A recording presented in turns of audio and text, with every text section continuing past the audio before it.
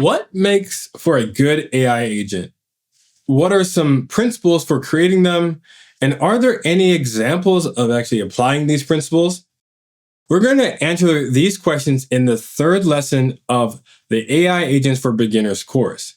In this course, we take you from concept to code, covering the fundamentals of building AI agents.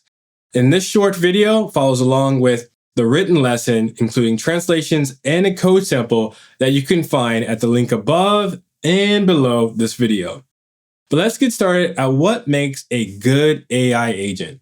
And there are three key parts. First is space. This is the environment that the agent is working in.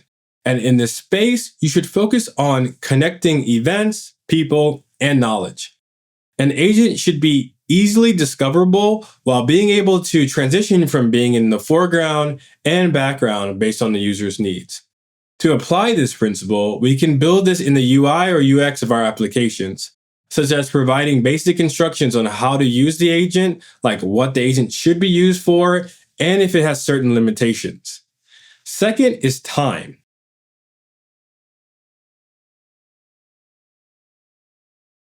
This is how the agent operates over time with the user. This is important because agents can improve over time if we design them well enough. And this can be done through connecting the agent to past events and enabling a reflection design pattern, which we'll actually talk about later and implement in a later lesson. To apply this principle, you can show users their past prompts and interactions in the UI to show how the long-term context the agent is actually operating on. And lastly is core. This principle is about embracing uncertainty. Since we're allowing LLMs to create plans and action on those plans, uncertainty is a key part of agentic design. Enabling trust and transparency with humans users by empowering them with visible controls and feedback tools is really important here.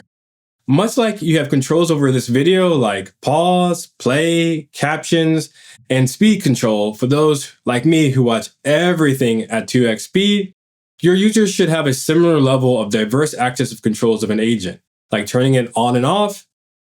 And so let's see how we can actually apply these principles in code. Okay, so we're at our code editor now, and we're going to continue from the last two lessons of using this sample using semantic kernel and the GitHub models. Again, this code sample, you can run it on your own, and you can find it at the link above and below this video. It's a GitHub repo. And just to refresh your mind on what this actually does, is it takes a destinations plugin, so what semantic kernel uses in terms of different tools and functions that we can call. Again, we have a list of these tools, destinations that are available for being able to book a trip. And then we also have this function, which is basically returning a random location every time it gets called. So in case, to modify this to apply to the design principles we just spoke about, we want to make it clear to the user about what this agent is capable of, and also give it some suggestions in terms of what interactions we would like to see the agent complete. So in this case, we have very much a more specific agent instructions here, both on being able to start the opening interaction, that you're able to plan vacations, also giving it kind of some tips around planning a day trip for a specific location, allowing you to choose a random location or find destinations based on specific features. So a user could say that they want to travel to the mountains or beaches, and then even plan alternative trips if they don't like the first suggestion. So again, this is a good agentic design principles because a user kind of knows both the capabilities and the limitations of this agent first as they start to first interact with it. So if we go down here to see like what that interaction actually looks like, the agent comes in, starts out with this hello, your travel assistant to help plan vacations, gives you a list of things that are capable of. And then similar to what we've done before, the user says, plan me a day trip. And then the agent, now that we've given this a more specific system prompt, is going to ask if they want to specify a specific location, or, again, the user, from that first interaction can say, I just want a random location. In this case, the user goes in, says they would like to go to Bali, which again sounds like a great place to go. And then we get this nice day trip itinerary from the agent.